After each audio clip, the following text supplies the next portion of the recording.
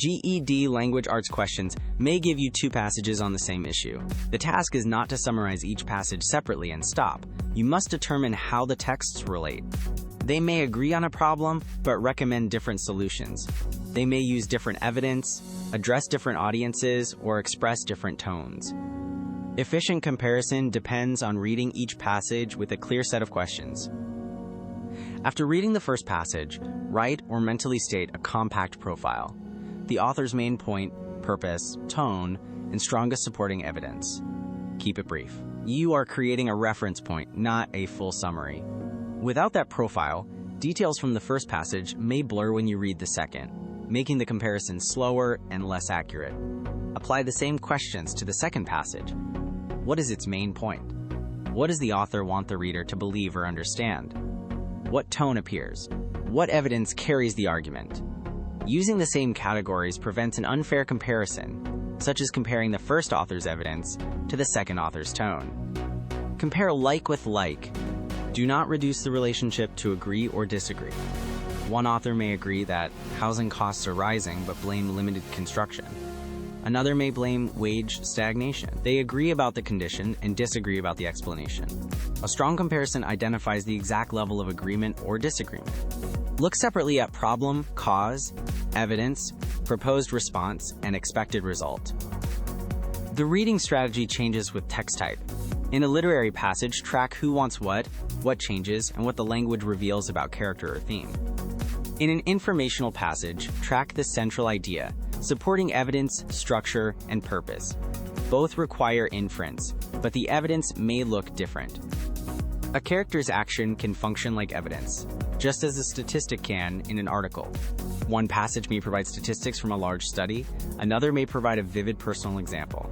The stronger evidence depends on the claim. A personal example can illustrate an experience but may not prove a broad trend. A statistic can show a pattern but may not explain an individual impact. GED questions often ask which author supports a claim more effectively, so evaluate fit, not just quantity. Many students try to read faster by moving their eyes more quickly. That often reduces comprehension and creates rereading. A better approach is selective attention. Read the question when appropriate, notice paragraph roles, track repeated ideas, and slow down around contrast words, definitions, claims, and conclusions.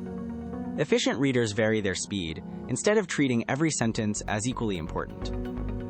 A quick paragraph map reduces memory load. You might label a 5-paragraph text as problem, cause, evidence, alternative, conclusion. These labels take only a few words, but they help you locate information quickly when a question asks about a detail or relationship. The map also reveals structure, making comparison questions easier because you can see how each author builds the text. When a question points to a line, phrase, or paragraph, return to that location and read a small window around it. Then connect the local meaning to the passage's main point. Rereading the whole passage may waste time and introduce doubt. The goal is targeted verification. Use the text as evidence, not as something you must memorize perfectly on the first pass. Wrong answers often sound sophisticated but fail the relationship test. One may accurately describe passage 1 while ignoring passage 2. Another may claim complete disagreement even though the authors share a central concern. A third may compare tone in one text with evidence in the other. Confirm that the answer describes both passages and compares the same feature in each. A reliable two-text method has 3 stages. First, create a brief profile of each passage. Second, compare the same categories. Claim with claim, evidence with evidence, purpose with purpose, and tone with tone. Third, use paragraph maps and targeted rereading to verify your answer. This method improves both speed and accuracy because it replaces vague impressions with organized comparison. Comparing texts tells you how authors differ. The next lesson asks whether their arguments are strong.